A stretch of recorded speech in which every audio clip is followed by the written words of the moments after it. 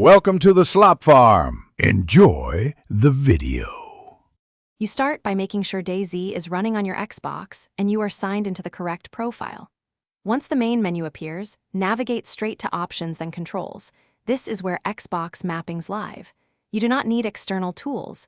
DayZ handles bindings in-game. Keep a controller connected and avoid background apps that might steal input.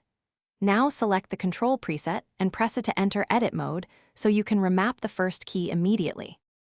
You will see a list of in-game actions. Pick the first action you want to change and press A. Then physically press the controller button you want to assign. DayZ detects the input and updates the binding.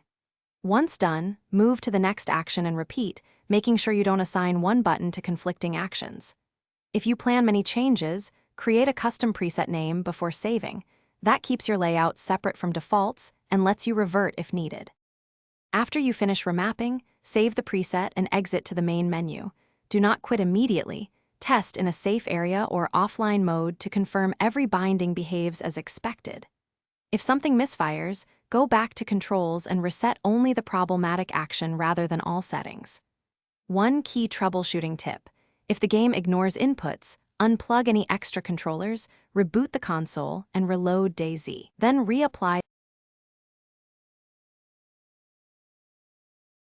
Thanks for watching.